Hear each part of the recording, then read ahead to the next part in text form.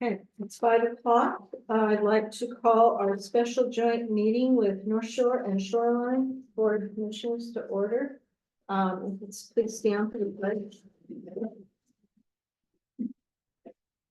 I pledge Allegiance to the flag of the United States of America and to the republic for which it stands, one nation, under God, indivisible, with liberty and justice for all. Thank you. Amy, could you call roll for us, please? Yes, good evening.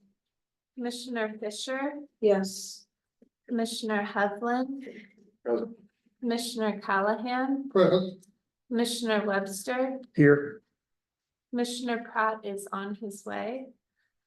Commissioner Byers is not here as of yet. Chief Cowan, Here. Legal Counsel Brian Snur, Present. and I'm Board Secretary Amy Oakley. Thank you, Amy. We'll now open the floor to public comments. Doug, did you have anything you needed to say tonight? Not tonight, thank you. Okay, thank you, Doug. Okay, anybody else? Can we ask to hold public comment until Commissioner Pratt gets here so he can hear as well?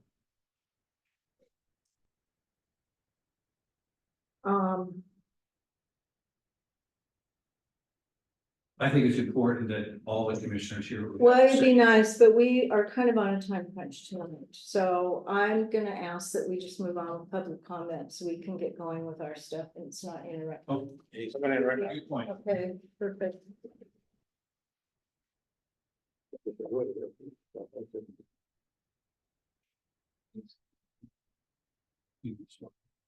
Hey. Sorry, The I'm record- late. The record will show that Commissioner Pratt is here. Okay, I'll open the floor to public comment, please.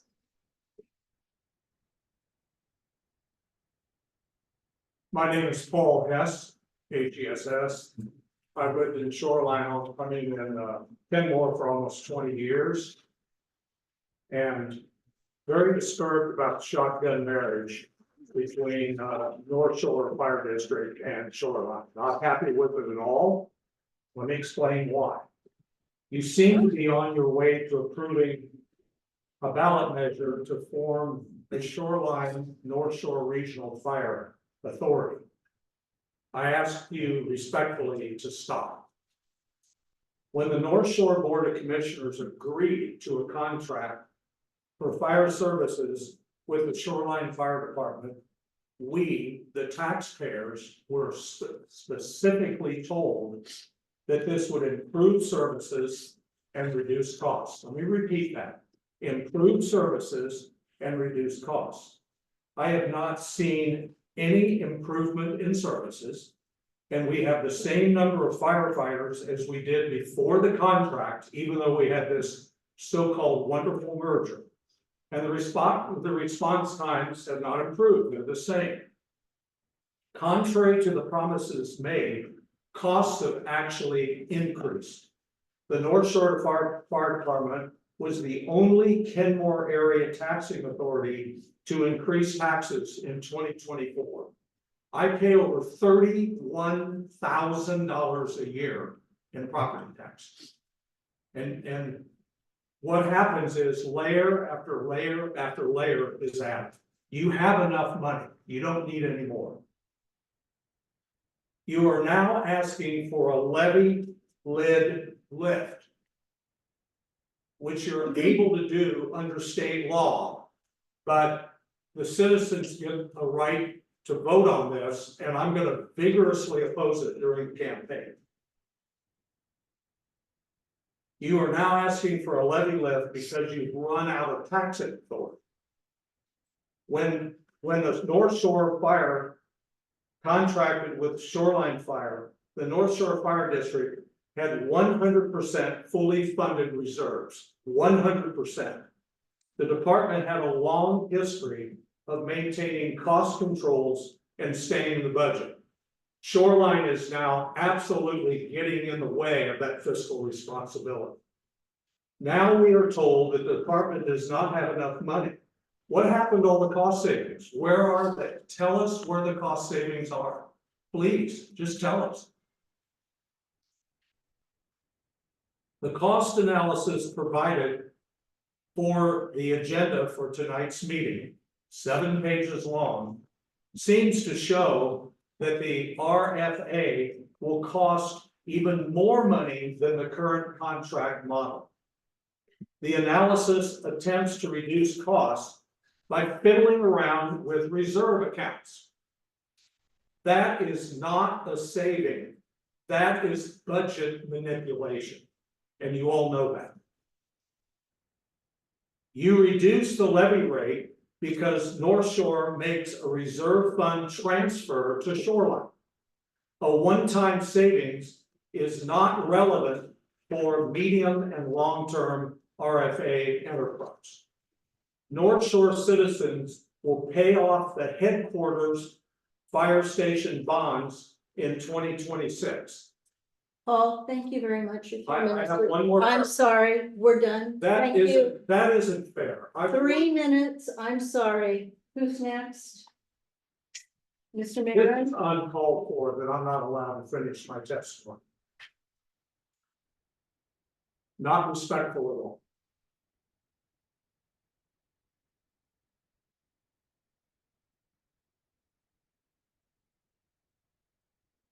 My name is David Marin, longtime Kenmore resident. I will say limiting speech, just 2 minutes, is not consistent with true solicitation of citizen input. If you had hordes of people wishing to comment, that might be different, but as you can see, that's not the case. Regarding the RFA, the reason the NFD board decided on a contract for Shoreline merger, decided on a contract for Shoreline instead of a merger RFA, is because the NFD citizens would be subsidizing Shoreline. North Shore Fire Department average residential AV is 13% higher than the Shoreline. Calls for service are disproportionately skewed toward Shoreline. NFD would contribute more than its fair share of facilities, apparatus, and reserve funds.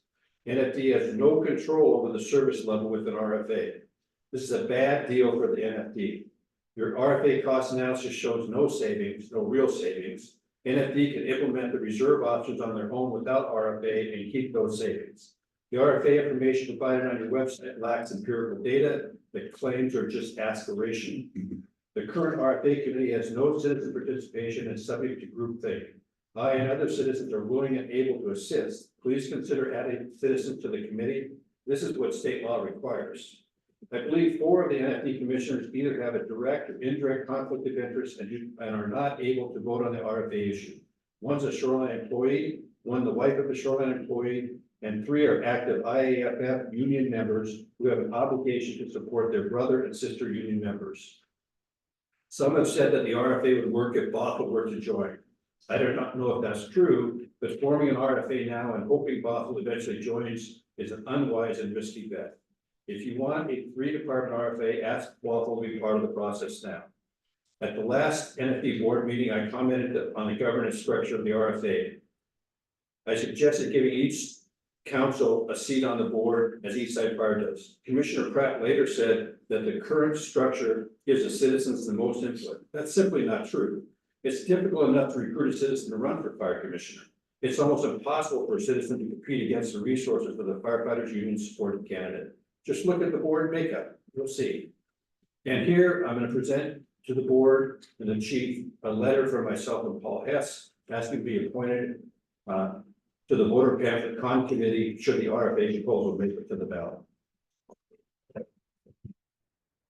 Thank you.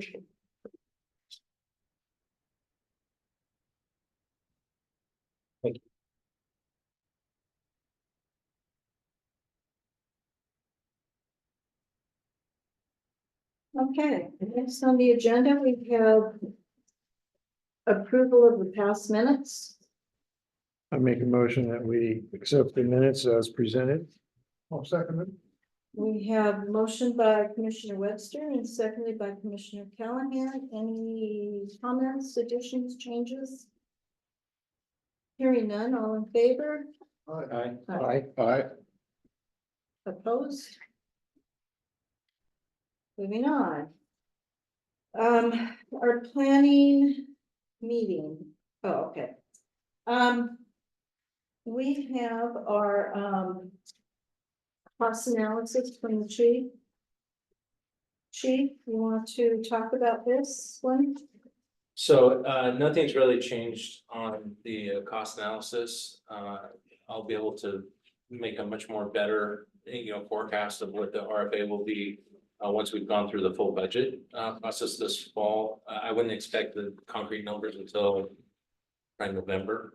And then we'd have a much better idea of what that would look like. We do have a 3.8% CPI to address that. Just I don't know what the assessed valuation is going to be. So I think that this one's fine for now, but some of the assumptions that we have to do with the reserves is, I did a little bit of homework and I sent you an email on this, and I can discuss those tonight if you'd like. Is there any questions on the assumptions for the, Tyler's? Yeah, let us pause just a minute and for the record that Commissioner Byers is now attending via virtual. Okay. So on the cost analysis, there actually is savings in going to the RFA. And not a ton of savings, only because we already have a lot of the efficiencies that we get from the ILA. But there are some savings, and there would be a equivalent levy rate reduction for Lake Forest Park and Kenmore. Depends on a few things. Could be only a few cents. It could be more than that, depending on the assumptions on the reserves, which I just mentioned. There would be more savings for shoreline residents because the equivalent levy rate's higher in shoreline as it says currently right now. But it just really depends on a lot of it depends on what the assumptions are and what assessed values do and so forth. But do you want me to dive into anything that's in the budget side before I talk about the reserves?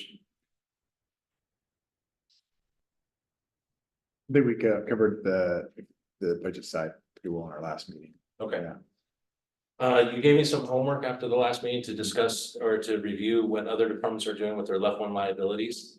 I reached out to 3 departments that I felt, let me back up. I picked on fire districts only because I felt that the municipal fire departments would embed everything together and that it would be hard to come up with an apples to apples comparison. So I reached out to 3 fire districts, Eastside Fire is really not a fire district, it's a nonprofit organization. But I felt like it operates similar to a fire district. And to the Puget Sound Fire and South King Fire. Puget Sound Fire, when they became an RFA, they left all of their left one liabilities with the individual cities. So I couldn't really get anything from them. But I did get a response back from South King and had phone and conversations with both South King and Eastside, which I included in the email that I sent to you. South King has more left one liabilities than we had, and was budgeting $1 million. And Eastside Fire was 18,000 per person plus a $463,000 reserve fund. Oh, I'm sorry. Dang it.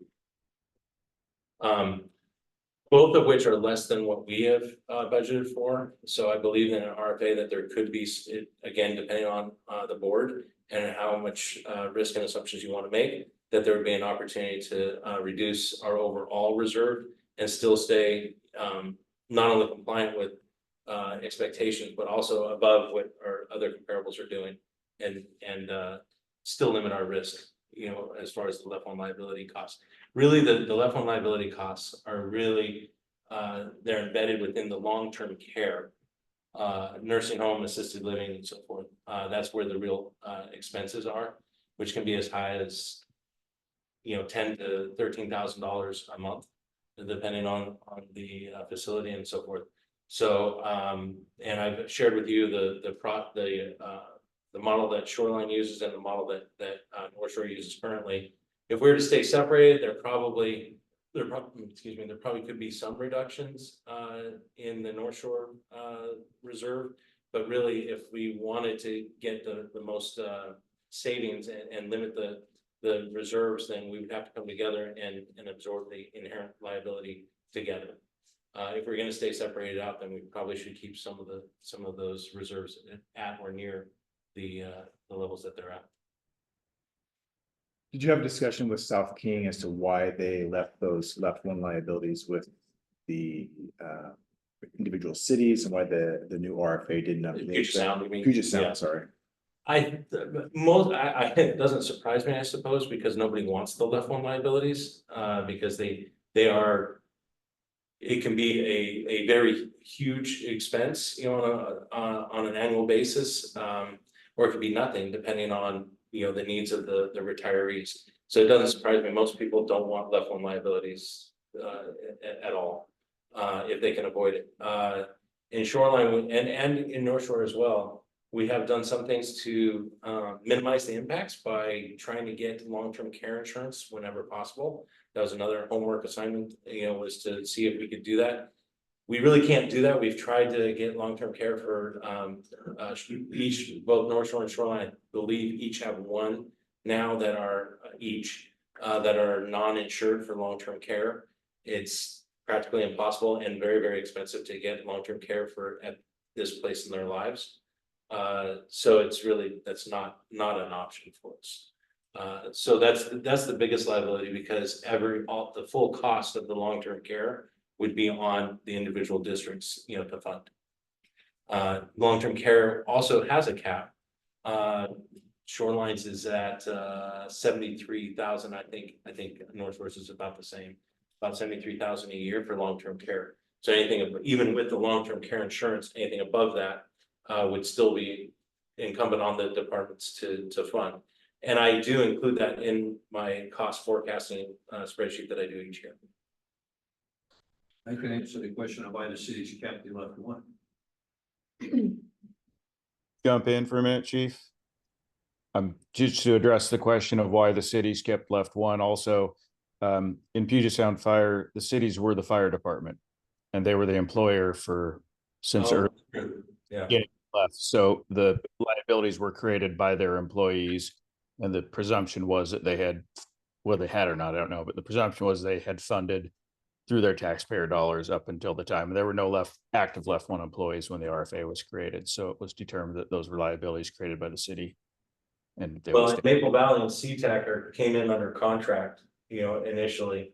I'm not sure if Maple Valley had any at that point either.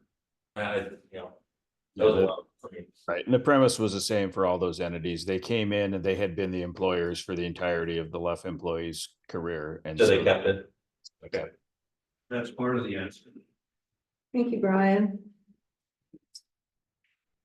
Is there any further questions on the left one? That was what That was seemed to be, the big. yeah. And again, we don't have to make a decision at this time about what it is. I was just trying to work through any possible hypotheticals. I think that, once we've got a full budget in place for next year, we'd have a better chance of being more accurate with any estimates. June to June CPI comes out. It came out. It came out. It's 3.8. And AV. As part of the Medic One levy that's ongoing, there's a King County forecaster that has come out with some estimates of what not only next year will look like, but future years. Of course, the further out you go, the worse, or the more errors that can be incoming. They're predicting a 2% AV growth that's for the whole county. So it's hard to say what that's going to mean for us individually. But even if it's accurate for the whole county. But that was the forecast, was about 2%.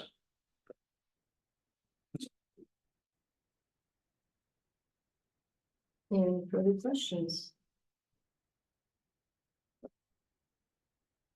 One of the things that I was working through the RFA planning, in regards to the finances and so forth, the plan document that Brian forwarded to us is, things to put on the radar of defining what, our tax, what our levy rate would be looking at. And I think this will be part of that conversation in November of looking at what a forecasted overall encumbrance would be, equivalent levy rate, I mean. And the benefit charge and service contracts, where the debts will remain. We talked about that before, of any voter approved bond measures would be, we had tentatively agreed to, leaving those with the individual departments or fire districts. But these are some of those things that, we'd like to, that we will need to discuss and decide upon. The other thing that I was hoping to do is, well, I'll wait until we're done with the finances and I'll talk about it. Thanks. Any other questions on finances? Okay, Okay, so I would like to, if you're okay with it, I sent out an FAQ for the RFA. If I hadn't heard any concerns about any of that, I'd like to get it posted if that's okay with you all. Okay, well, I tried to address some of the concerns that have been coming up and so forth, and then also make sure that my contact info is out there in case there's other questions or topics that we need to address, and then I can continue to add on to the FAQ, as necessary. So I'll get that posted this week or on our website this week. Remind me, Chief, when you're scheduled to meet with the Kenmore City Council and the Lake Forest Park City Council? Lake Forest Park was last week, Kenmore's tonight. To talk about, well, we're talking mostly about the lid lift right now. I do mention the RFA because there's conversations and questions that are coming regarding both. So I do briefly talk about the RFA, but mostly it's about the lid lift. Is this an appropriate time for you to review that meeting with Lake Forest Park, or did you have something more? Sure, I can talk about it as it pertains to the RFA at least.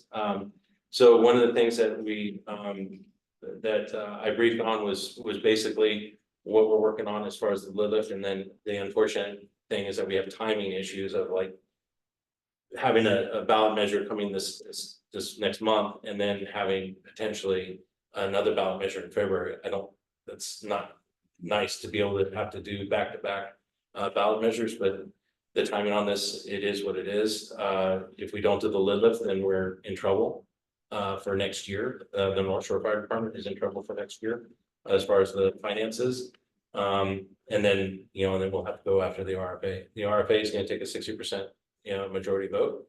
The lid lift is 50%, but the RFA is going to be 60%. So I talked about some of those things and the pros and cons of doing it, but my talk on the RFA was fairly brief. Again, the focus was on the lid lift side. Did you get any questions or feedback from the council on potential RFA? No, except that they supportive. I didn't really get any specific questions, I don't think, on the RFA.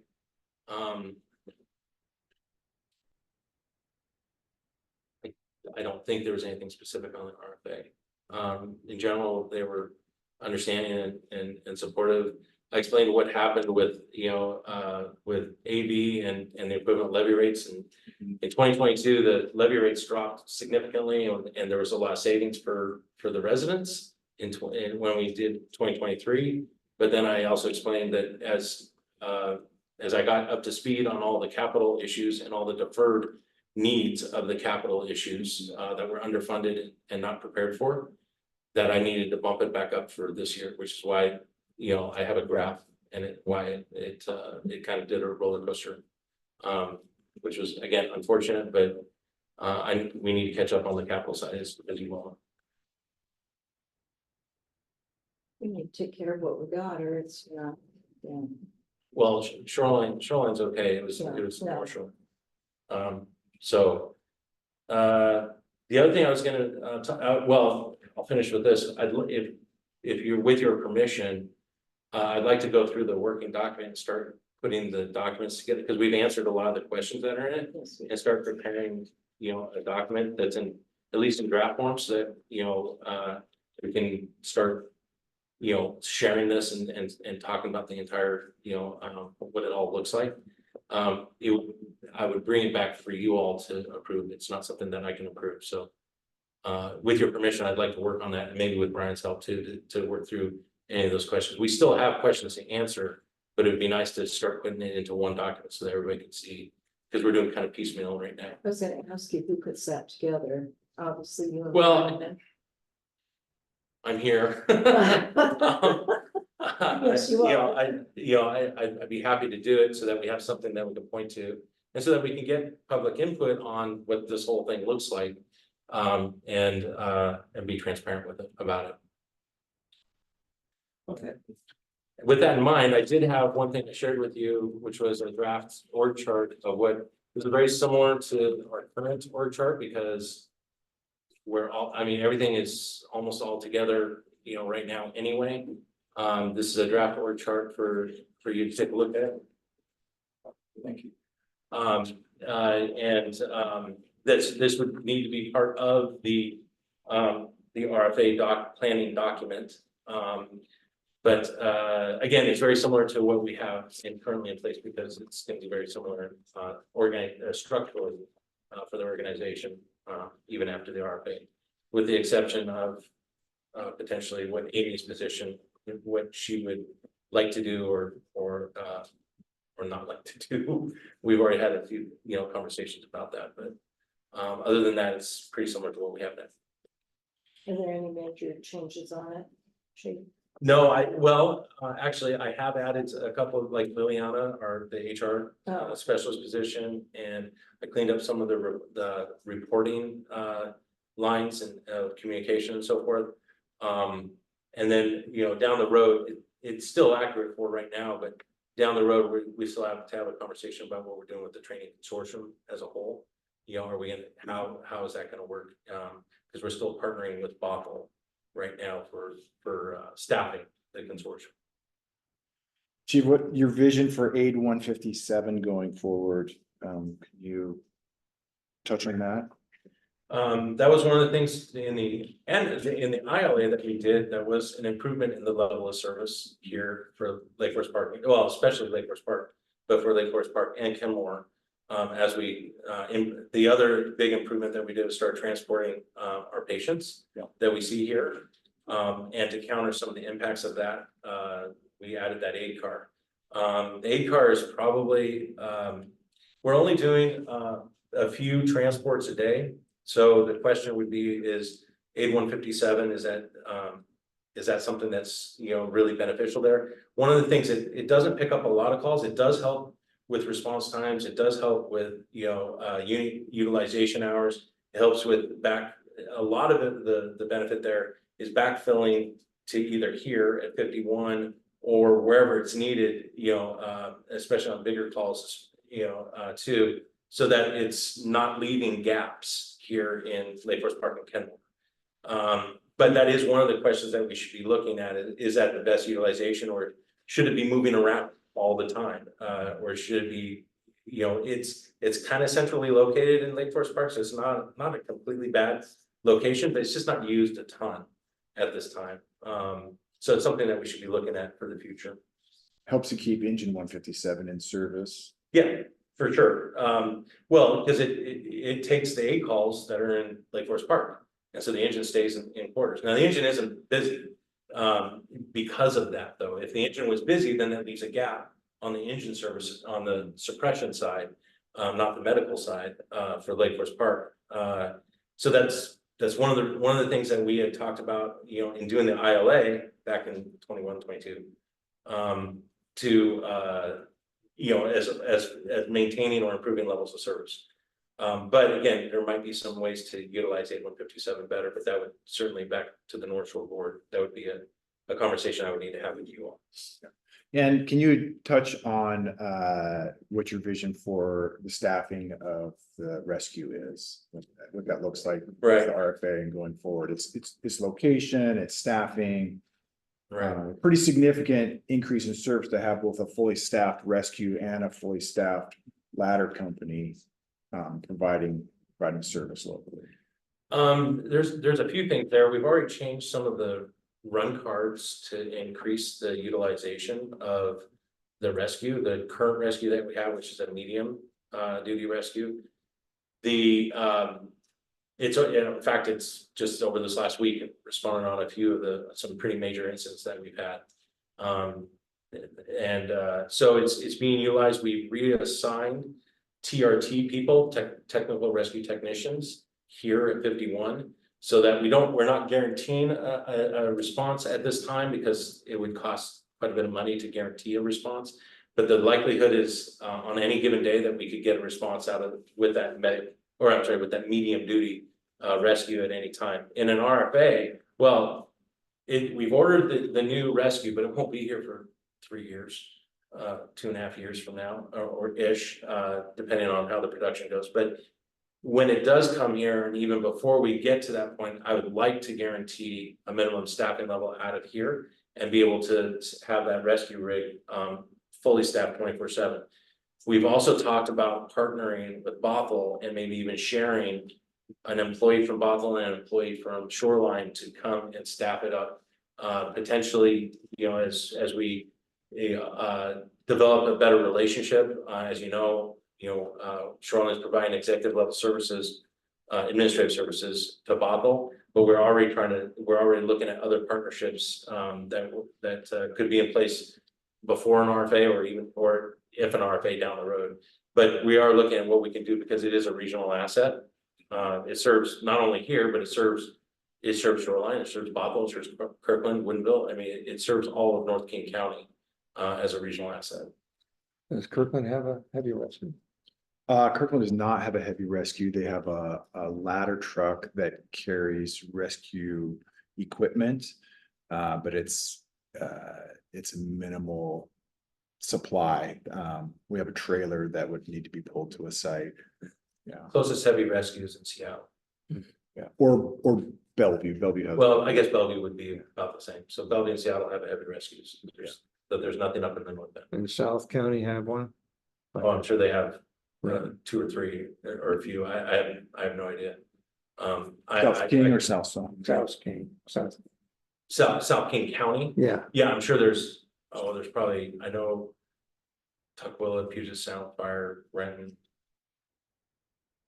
I'm sure there's at least 4 or 5 around the south end of the county.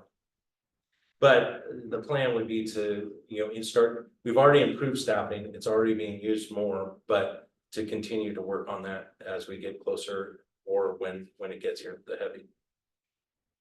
And what's your vision for the fire prevention division for the RFA? What does that look like now compared to when North Shore was standalone, and what is your vision during the RFA? So the RFA with North Shore, just the North Shore Shoreline RFA. The fire prevention right now is served by Ryan Burgess. He's our fire marshal, and he has staff at 61. He has staff here at 51, and he manages. How many staff members?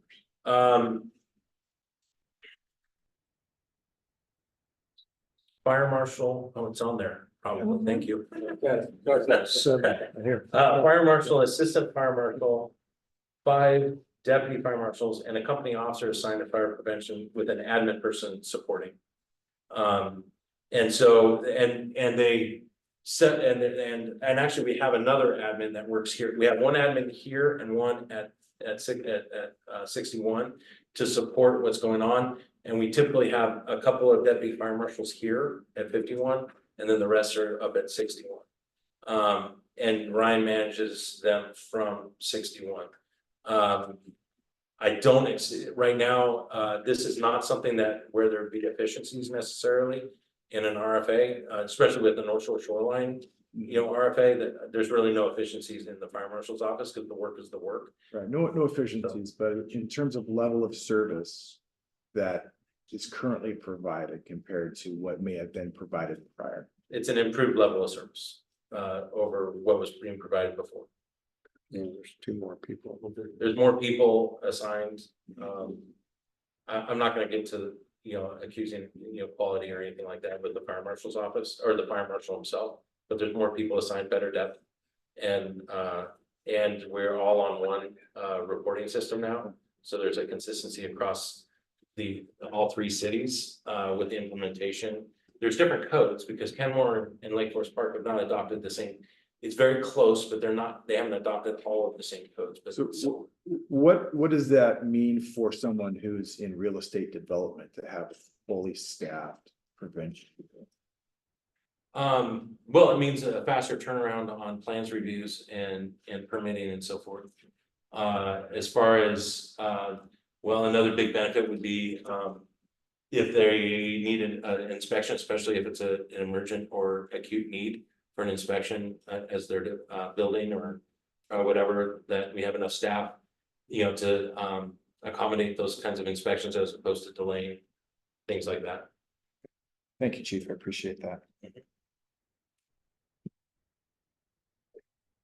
Any other questions on any of that, or Tyler?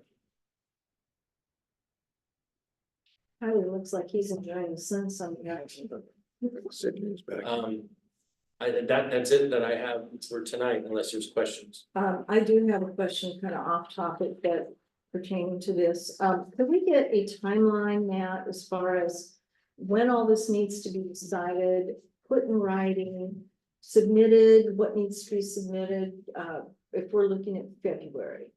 So that's a good question. So, if it's a February date, you gotta go back 60 days, 90 days, 60 days.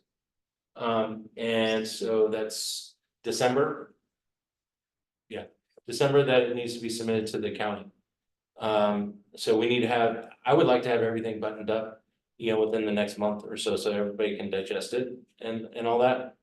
Or 2 months, how about 2 months? Yeah. Because the next month is gonna be a big one, because we're gonna be talking about capital. But within the next couple of months, I'd like to have as much of the language done and a draft together. So that we can make sure that we feel good about where we're at and be able to prepare, if everybody's, because it's gotta go back to each of the boards for approval, the RFA plan. So, we are gonna get a little bit of a crunch here as we get closer. If we wait too much more, before we have a complete plan in place, that can go back to each of the boards, for, action. And then, looking ahead, you've got us, I can just clarify dates. if that Oh, do you have the dates? Yeah, I looked Okay, them up. thank So you. December 13th is when the explanatory.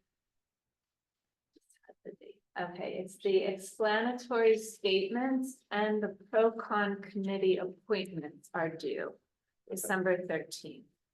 And then December 17th, the following Tuesday, is when pro-con statements are due. when is And that? That's a Tuesday, December 17th. So December 13th is So Friday. yeah. So that's when the explanatory statement and the pro-con committee appointments. So the following Tuesday are when the pro-con statements are due. Then 2 days later, on the Thursday, December 19th, are the pro-con rebuttal statements are due. And prior to December 13th, both the shoreline and the North Shore boards will, I assume, approve them separately, approve the Yeah. planning document. So right now, there are board meetings for shoreline on November 21st and October 17th. And for North Shore, there's a board meeting on the November 5th. And then there'll be likely a special meeting to approve the budget on November 19th. So I'm thinking that 21st of November and the 19th would be. I mean, Those unless would be- there are special meetings. Is there any in way we could have that December. timeline put on? website? I can, That'd be really, I'm sorry, I don't have it, and thank you for Oh, she has finding it it. down. I have it written down, I was gonna add it to the FAQs and all that, so I just That'd haven't be done it yet. public will need that information. Oh, I will do that. Great. So there could be a special meeting of the boards prior to December 13th, but there are already some meetings on the books in late November.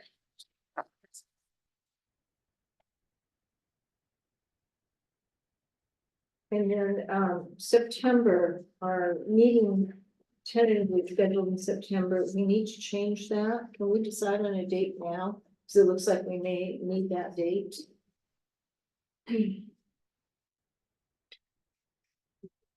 our meeting, a lot of the leadership thing that's going. So it currently is scheduled for September 16th, the third Monday. And But there'll be there's several commissioners. out of 3 or town. 4 of us that are gonna be, on this board here, that are gonna be in conference, so.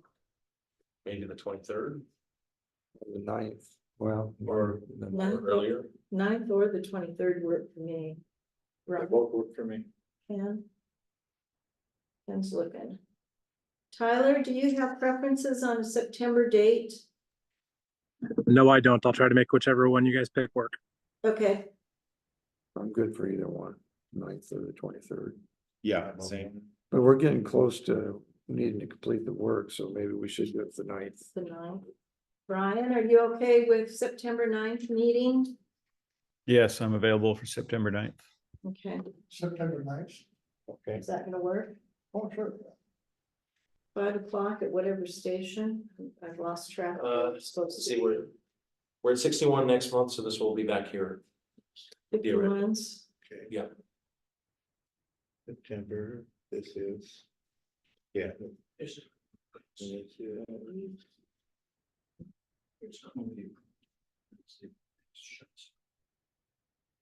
Hopefully by then, we can kind of get stuff nailed down and you'll have the, Well, I'm gonna work on the whole document and then highlight some of the questions that we still need to address. And work on the capital side. that's where I was going. That's what I'm gonna focus on for next month. Okay, It'll be the 9th. yeah. One yes. of Well, no, yeah, but our meeting in August is on On the the 19th, 19th. 19th. that's 61s. Yep. Cool. Timeline. Okay, that's all I have. Anybody else? Chief, did you have anything else? Brian, did you have anything? Tyler?